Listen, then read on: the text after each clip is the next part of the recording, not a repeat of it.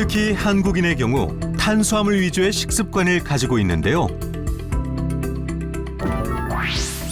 가장 큰 문제는 탄수화물 섭취가 권장률보다 2배 이상 높아 자칫 건강을 파괴하는 시한폭탄으로 작용할 수 있다는 겁니다. 한 조사에 의하면 한국인 10명 중 6명이 탄수화물을 과도하게 섭취하고 있으며 그중 9%는 탄수화물 중독 위험 수준인 것으로 나타났는데요.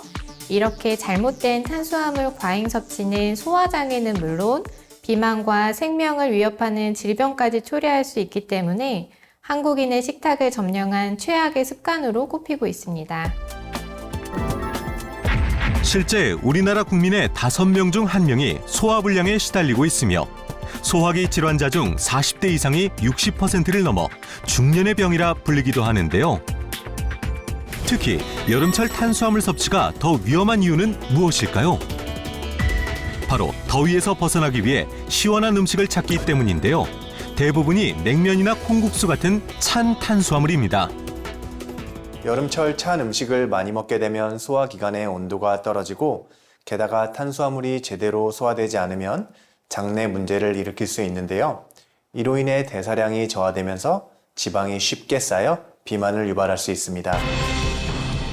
소화불량으로 분해되지 않은 음식물은 장 속에서 썩고 부패하게 되는데요.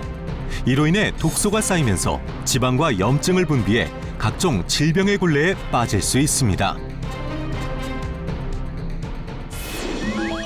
실제 한 논문에 의하면 과민성 장증후군, 기능성 소화불량 같은 소화기 질환이 비만 유발과 연관이 있는 것으로 나타났고 소화불량으로 인해 과도하게 내장 지방이 축적되면 장기, 혈관 등 전신 곳곳에 염증이 퍼져 목숨을 위협하는 질병을 유발할 수 있습니다.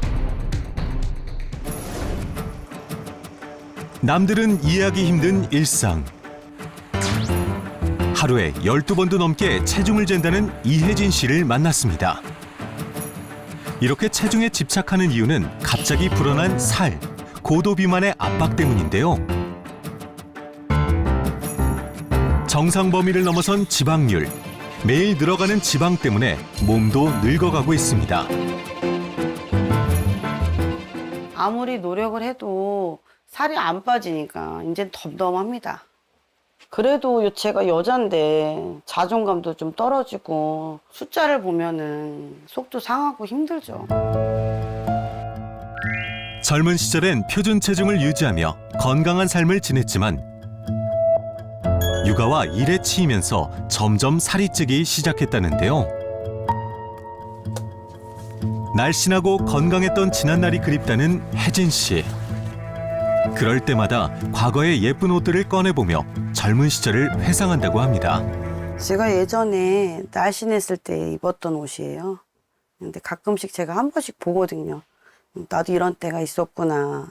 다른 옷들은 제가 다 버렸는데요. 그 예전에 날씬했었을 때 그때로 돌아가고 싶은 마음이 있으니까 요거 2개는 제가 조금 남겨놨거든요.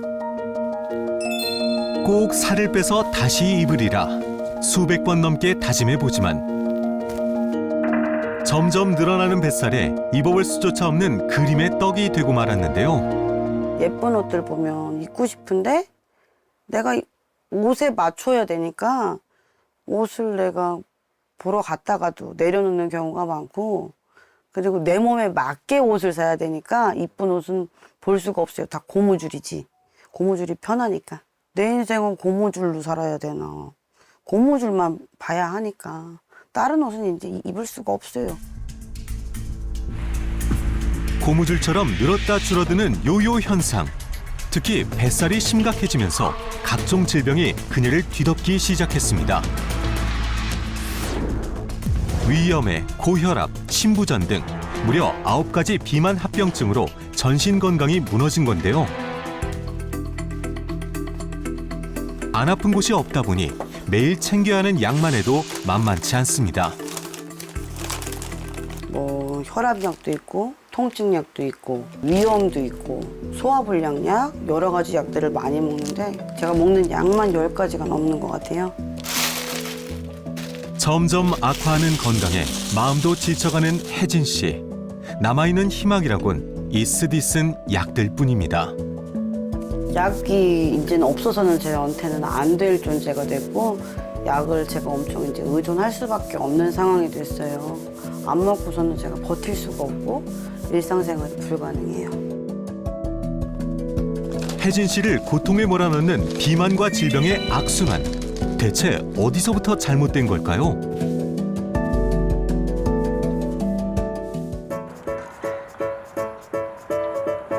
이대로 포기할 수는 없기에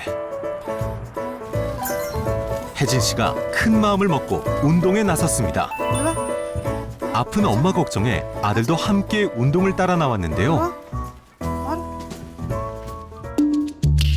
하지만 5분도 안 돼 운동을 중단하는 그녀.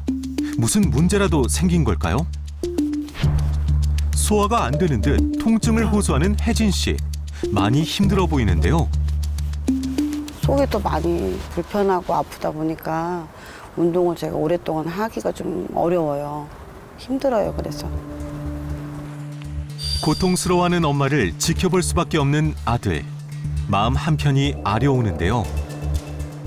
엄마가 힘들어 보이니까 이제 가자. 그래, 오늘은 그만 가자. 가자. 속이 뒤틀리는 소화불량에 운동조차 제대로 할 수 없습니다.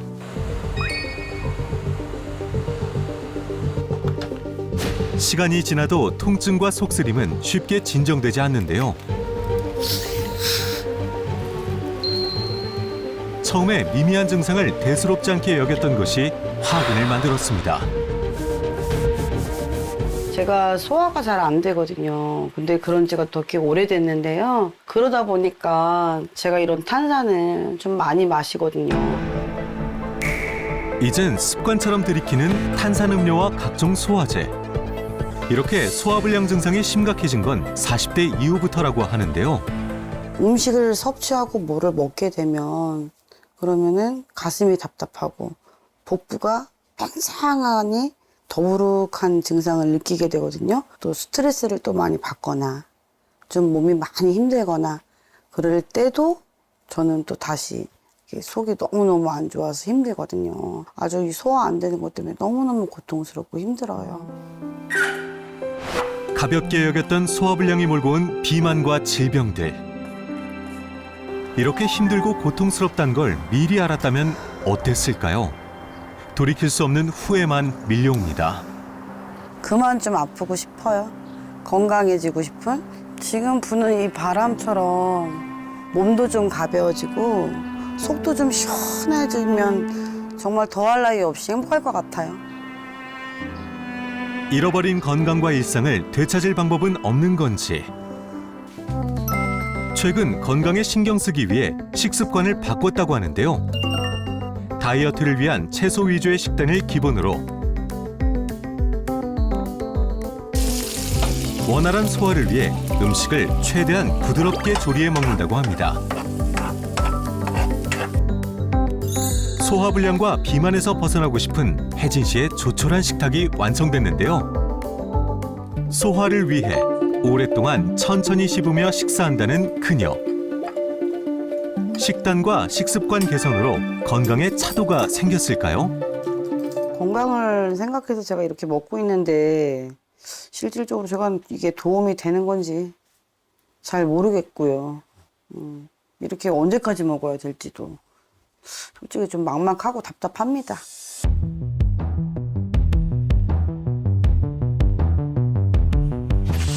소화불량과 비만으로 전신 건강이 무너진 혜진 씨. 복부 초음파 검사를 통해 정밀하게 체크해 보기로 했습니다. 네, 안녕하세요. 과연 네. 혜진 씨의 건강은 어떤 상태일까요? 내장 지방 레벨도 상당히 높습니다. 높다는 얘기는 이제 내장 지방은 복부에 많이 이제 형성되어 있거든요. 이거로 인해서 뭐 척추의 디스크나 무릎 관절증이 생길 수가 있고요. 또 심하면 혈관합병증이 생길 수가 있어서 체중 관리가 꼭 필요할 것 같습니다. 고지혈증 경계 단계로 혈관 건강까지 위험해진 상태인데요. 복부 초음파 검사도 해봤는데요. 1단계, 2단계, 3단계가 있는데요. 2단계 지방간이라고 얘기합니다. 이게 뭐 중등도 지방간이라고 얘기를 하니까 지방간은 그 자체로도 뭐 간경화나 간암의 위험 요소가 되지만 그 말고도 뭐 심혈관 질환이나 뇌혈관 질환의 요인도 되기 때문에 항상 체중 관리를 통해서 지방간의 조절도 중요하다고 이렇게 알고 계셔야겠습니다. 나아지기는커녕 꼬리를 물고 늘어나는 질병에 앞이 막막해지는데요. 씁쓸하고 우울하고 계속 이렇게 살아야 되는지 마음이 조금 많이 무겁네요.